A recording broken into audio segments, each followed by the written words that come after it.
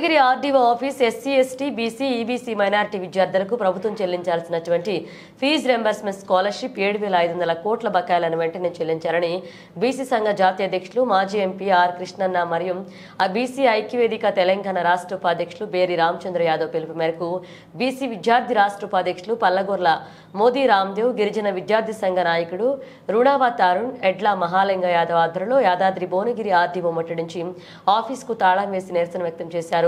వేలాది మంది విద్యార్థులు ర్యాలీగా వచ్చి గేట్లు దూసుకుని ఆర్డీఓ ఆఫీస్ ముట్టడించారు. పోలీసులకు విద్యార్థులకు తోపులాటలో డిఆర్ఓ ఆఫీస్ రణరంగంగా మారింది.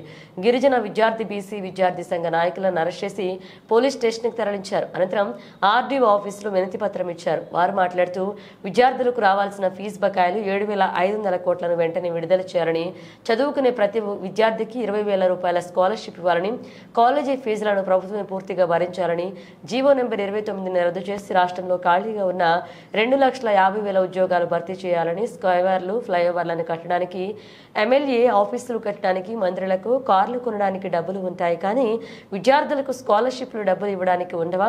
మూసీలో మురికి నీరు తీయడానికి 1,50,000 కోట్లు ఉంటాయి. భవిష్యత్ సంపద కలిగినటువంటి విద్యార్థులకు ఇవ్వడానికి డబ్బులు ఉండవా? మిషన్ భగీరథ, మిషన్ కాకతీయ లక్షల కోట్ల బడ్జెట్లు పెడతారు. ఎందుకంటే వాటి మీద కమిషన్లు వస్తాయి, విద్యార్థుల మీద కమిషన్లు రావు. 100 రోజుల్లో విద్యార్థుల సమస్యలు అన్ని పరిష్కరిస్తాం, యువతకు స్కూటీలు ఇస్తామని నిండా ముంచింది ఈ ప్రభుత్వం. వైఎస్ఆర్ ముఖ్యమంత్రి హయాం 2008లో ఆర్ కృష్ణన్న అమర నిరాహార దీక్ష చేసి పేద విద్యార్థులకు పూర్తి ఫీజు రియంబర్స్మెంట్ ప్రభుత్వమే భరించే విధంగా రియంబర్స్మెంట్ పెట్టిస్తే ఈ ప్రభుత్వం తొంగలో తొక్కింది.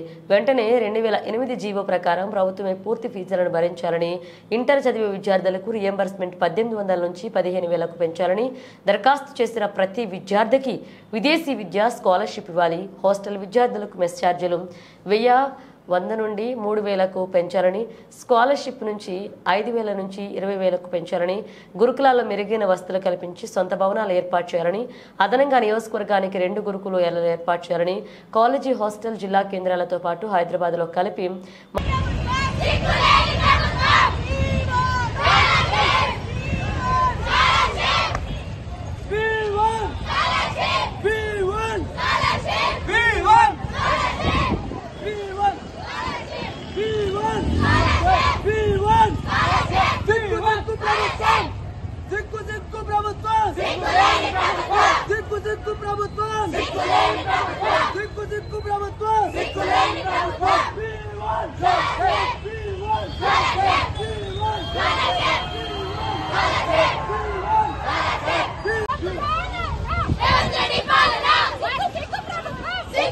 ప్రభుత్వం